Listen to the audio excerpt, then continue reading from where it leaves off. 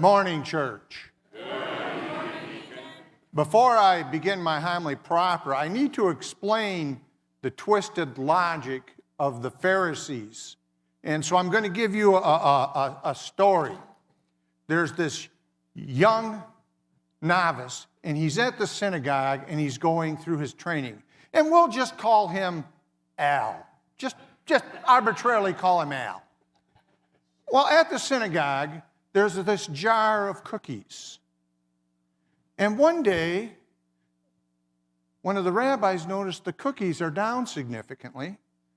They follow the trail of the cookies, and there is Al, and there's cookies on his lips, there's cookies on his hands. And the rabbi said, "You took the cookies, Al." Then, the next day comes along, and the rabbi sees Al on the counter, his hand in the cookie jar full of cookies. He's chewing cookies. And the rabbi says, "Nothing to see here, nothing to see here." And that is the absurdity of the Pharisees in today's gospel. They're denying what's actually right in front of them.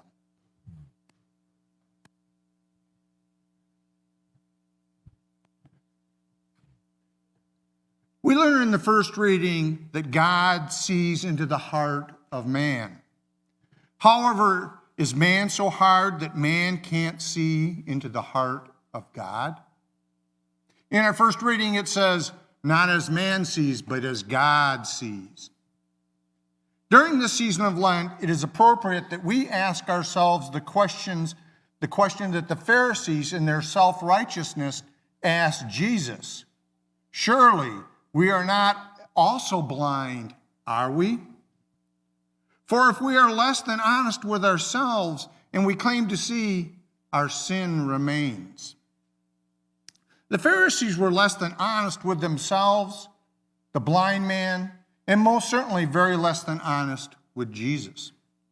You see, the Pharisees did not believe the blind man.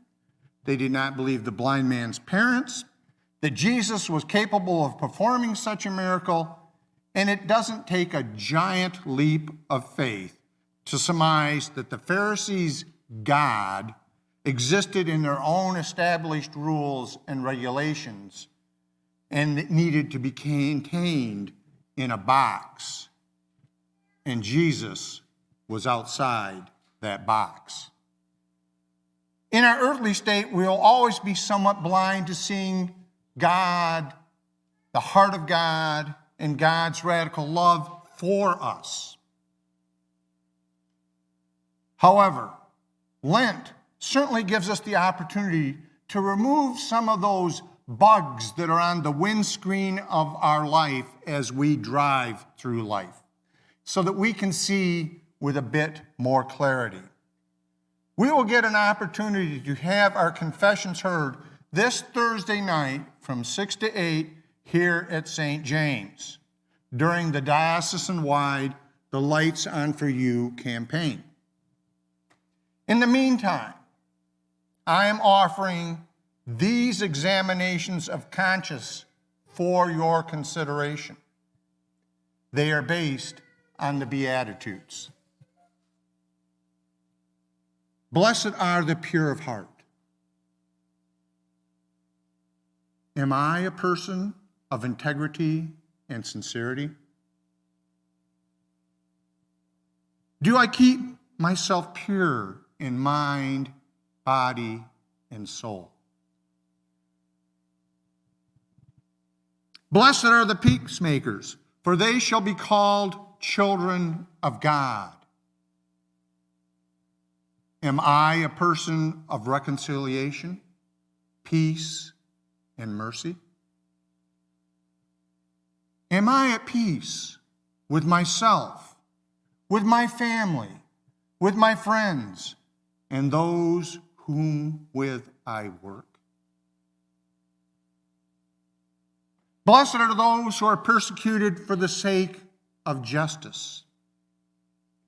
Do I examine myself and my conduct in light of the gospel's call to be a disciple?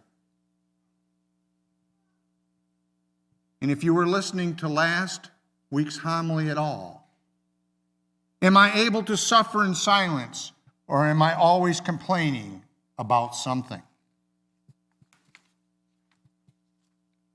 Blessed are the poor in spirit. Am I humble enough to acknowledge my total dependence on God? Can I admit mistakes without blaming others? Blessed are those who mourn. Do I stop to examine my losses, or do I miss the opportunity to become closer to my God? Do I figure out why I fail to do good? Blessed are the humble. Do I align my desires with God's will? Do I serve my neighbors, all of them, even the ungrateful? Blessed are those who hunger and thirst for righteousness. Do I yearn for God's justice, or do I yearn for material possessions? Do I understand that every person is just as important as myself?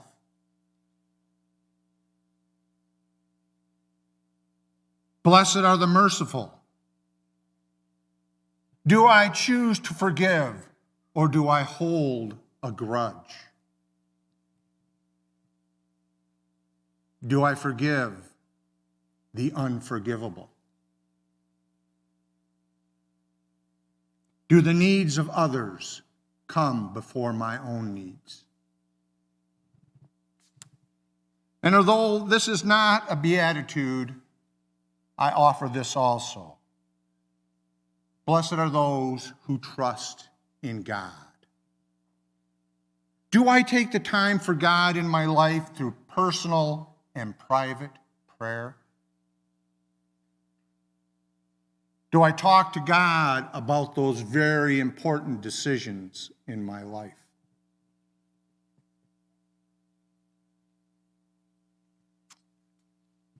In closing, I offer the following prayer, which is actually Psalm 51. It perfectly fits for Lent and encapsulates what we are trying to do in Lent. Be gracious to me, O God, according to your loving kindness. According to the greatness of your compassion, blot out my transgressions. Wash me thoroughly from my iniquity and cleanse me from my sin. Create in me a clean heart, O God, and renew a steadfast spirit within me. Restore in me the joy of your salvation and sustain me with a willing spirit. Amen.